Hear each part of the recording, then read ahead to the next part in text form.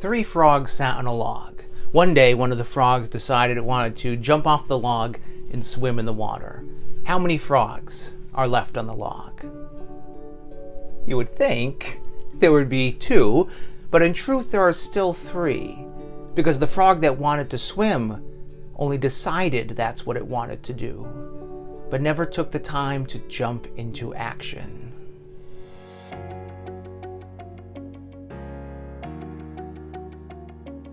Hi, I'm Jonas Kane, owner of #Positivity, where I work as a positivity consultant, learning experience designer, and facilitator of fascination. The thought experiment you just experienced is of course just a riddle, but it does point to the truth. Because if we're honest with ourselves, how many times have we failed to act on our own decisions and instead remained like that frog on a log? Or perhaps even worse, we failed to act because we couldn't even decide what it was we wanted to do, filled instead with a persistent lack of meaning and purpose. At its core, this is a call for passion, something that stirs our spirit and motivates us into purposeful action. And research shows that the happiest, most positive people in life are those who have a deep sense of purpose, people who are engaged in serving others, empowered with a reason to be alive, and encouraged with the confidence that their life just makes sense.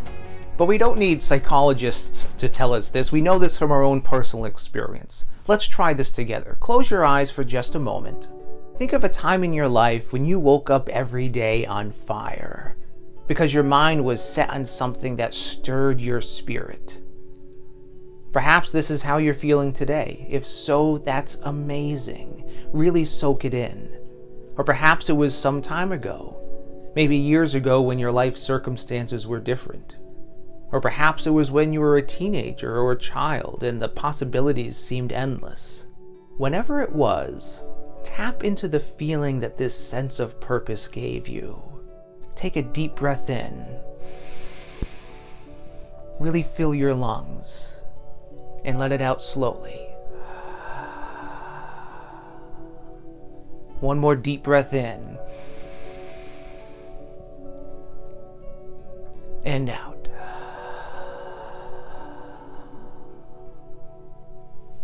Open your eyes. In our last time together, we talked about how the human mind is wired to focus on problems, on what's wrong with the world before we even consider what's right. But the problem with this tendency is it can prevent us from gaining this valuable sense of purpose. For now, let's level the playing field by setting aside the negativity bias and think about the source of your sense of purpose. Resist any temptation to focus on what might be wrong with it, and instead just focus in on what's right with it. Maybe this sense of purpose has something to do with your career, your family, your health, a hobby, travel, or anything else. If you have a place to write it down, then I encourage you to do so. In just a word or two or three, write down what gives you a deep sense of purpose. Do this now. There are three fundamental elements that inspire, motivate, and drive purpose. And by understanding and applying these elements, we gain insight into our strengths as well as opportunities for growth. Because failure to tend to any one of these three elements can place a barrier between who we are and what we want to do with who we are. These three elements are dream, vision, and action. Here's how they work. Dreaming is important because it allows us to see things not just for how they are and have always been, but for how they could be. And we all have a dream. Think about it. If we got everything we ever wanted, then there'd be nothing left to dream about. The very fact that disappointments exist, that we experience discontent and don't always get what we want, these are the very things that make dreams possible. But the problem with dreaming is that for many people, they stop there, like the frog on a log, and never turn their dreams into a vision. As Dr. Martin Luther King Jr. reminds us, the difference between a dreamer and a visionary is that a dreamer has his eyes closed, and a visionary has his eyes open. So while a dreamer stays stuck in the clouds, a visionary is someone who comes out of the clouds, identifies the details, the plan to make their dream a reality, and is able to communicate that dream and plan so others can see it too. And yet the same problem that plagues dreamers can plague visionaries too. Because what's the use of having a plan if it's not put into action? We can plan our vision all day, all year, and for a lifetime, but until we act on it, then we're just like that frog on a log. There can be many reasons for why people fail to dream, develop a vision, or fail to take action, and I'm sure you have your own reasons or have at least heard some reasons from others. I've compiled a list of the 4 main obstacles that create a barrier between who we are and who we want to be. And as we go through this list, I encourage you to just take note of the one that you've personally faced. Barrier number 1, we're discouraged by others. People are often quick to point out what's wrong with our plans before they even consider that our life journey has nothing to do with theirs. To overcome this barrier, consider their authority on the subject and consider what threat your success may be for them.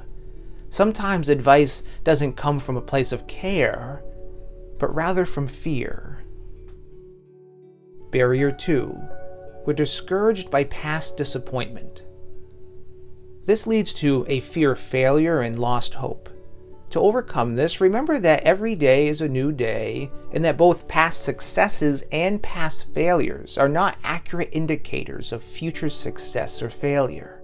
Instead, pursue each day for the opportunities that they hold.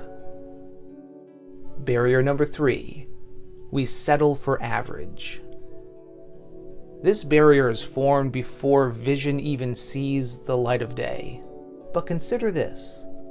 By definition, the average person is average. And when we put in average effort, we will always yield average results.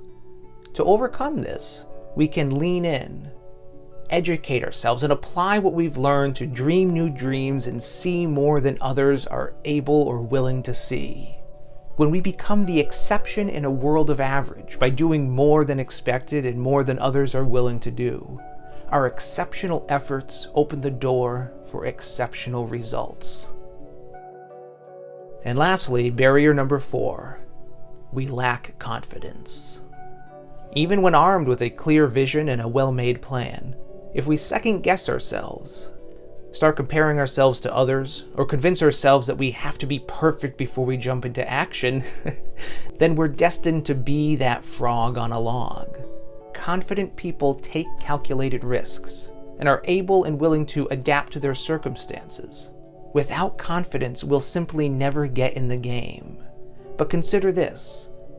Olympic gold medals don't go to the best athletes in the world. They go to the best athletes who actually show up to the arena. So the next time you're faced with the confidence barrier, try this tactic. Ask a higher quality question. Instead of asking, can I? Ask, how can I? Can I contains inherent doubt, undermining our efforts before we even begin. By contrast, how can I assumes that there is a way, and we just need to find it, encouraging us with confidence to begin. For example, looking at this chart, can you guess what number I'm thinking of? At first glance, the answer is probably no. Of course not. There's 16 different numbers here. How the heck are you supposed to know what number I'm thinking of? Yet, when we take a step back and ask the higher quality question, how can you guess what number I'm thinking of? We just might discover some clues. I'll give you 30 seconds to come up with an answer.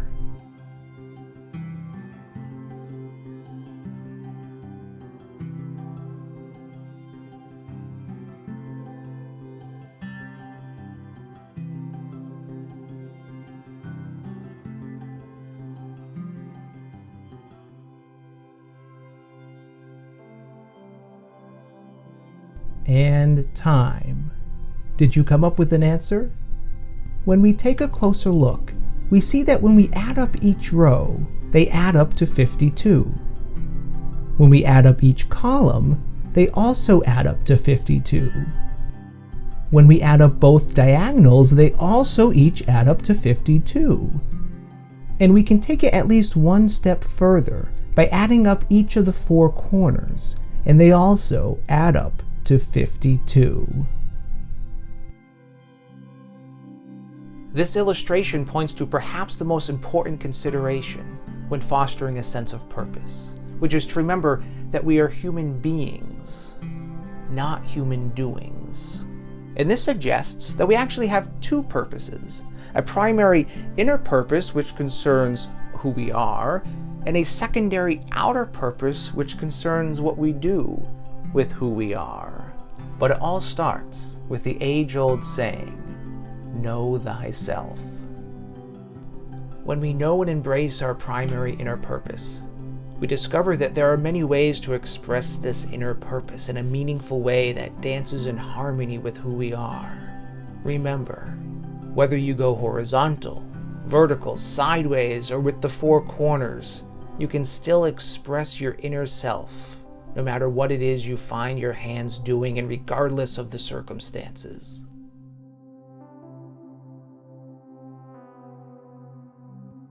The happiest and most positive people are those with a deep sense of purpose, people who are engaged in serving others, empowered with a reason to be alive, and encouraged that their life just makes sense. This is not an easy task, but it is a worthy one. And if you or the people you influence are ready to enjoy the benefits that a sense of purpose can provide, then I have some resources set aside just for you. Visit #positivity.com/contactcenternation. On that page, you'll find the companion workbook for this presentation, which dives deeper into these principles and also offers additional practices to help you gain clarity of purpose in your life, work, and relationships. Before we go, I'll leave you with 4 clarity questions that you could ask yourself the next time you need insight on your sense of purpose, and I encourage you to write these down. What do you want to do? What can you do? What must you do? And what will you do? Each question cuts back layers of resistance, empowering you with enhanced clarity, motivation, and resolve. What do you want to do identifies your innermost desires. What can you do identifies your talents and skills while highlighting any gaps in ability. What must you do identifies your responsibilities.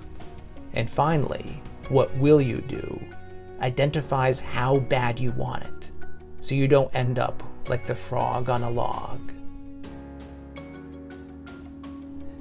It's been a joy being here with you today. Until next time, my name is Jonas Kane. Stay positive.